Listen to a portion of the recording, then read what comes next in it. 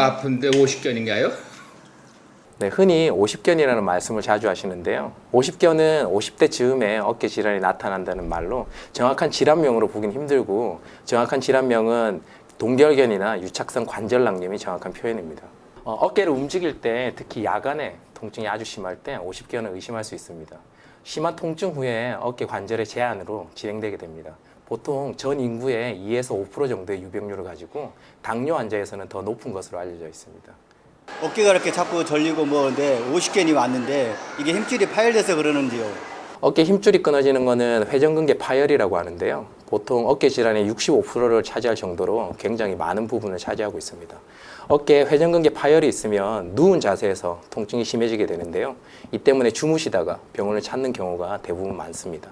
또한 팔을 움직일 때마다 어깨 안쪽에서 뭔가 걸리는 듯한 느낌이 발생하고 소리도 나는 경우가 종종 있습니다.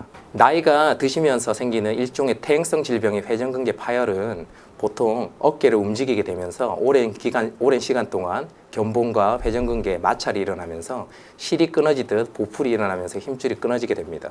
특히 견봉의 모양이 선천적으로 일자로 펴져 있지 않고 구부러져 있는 분들은 더 많이 닿을 수 있기 때문에 더 큰 손상이 될 수가 있습니다. 어깨가 아픈데 어떤 치료 방법이 있나요? 동결견의 치료는 우선 스테로이드와 국소, 진통제를 섞은 주사요법 후에 적극적인 운동요법이 우선됩니다. 특히 후방 및 하방 관절낭의 신전 운동이 중요한데요. 막대기나 수건을 이용한 운동에 대한 교육이 반드시 필요합니다. 견딜 수 없는 통증이나 보존적 치료에도 불구하고 수개월 이상 증상이 지속될 때는 간단한 관절 내시경을 이용한 염증 조직의 제거로 치료를 빨리 할 수 있습니다. 관절 내시경 수술은 4mm 정도의 구멍을 통해서 관절 내부를 모니터링하면서 찢어진 부위를 봉합하거나 염증을 제거하는 방법입니다. 다른 수술에 비해서 피부 절개 범위가 적고 주변 조직 손상이 적기 때문에 통증이 적고, 그리고 흉터가 거의 남지 않는 것이 큰 장점입니다. 어깨 질환의 예방법이 무엇이 있는지요? 어깨 질환의 예방은 젊었을 때부터 어깨 운동과 스트레칭을 생활함으로써 예방할 수 있습니다. 팔을 쭉 뻗어서 물건을 잡는 동작은 어깨에 무리를 줍니다. 머리 위에 높은 곳에 있는 물건을 잡거나 멀리 있는 물건을 잡는 행동은 되도록이면 피하시고, 또 등 뒤쪽에 날개뼈 사이에 있는 근육을 강화시켜주면 어깨 질환을 예방할 수 있습니다. 방법은 양 어깨를 머리 위쪽으로 올린 뒤 등 뒤쪽으로 밀어주게 되는데, 이 자세를 5초 정도 유지하게 됩니다. 이 운동을 하루에 3번씩, 한 번 하실 때 20회씩 반복하면 됩니다.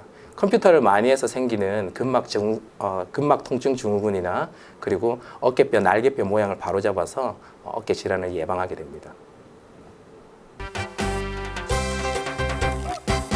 족저 근막염의 전형적인 증상은 아침에 일어나서 첫 발을 디딜 때 생기는 심한 통증이 특징적입니다.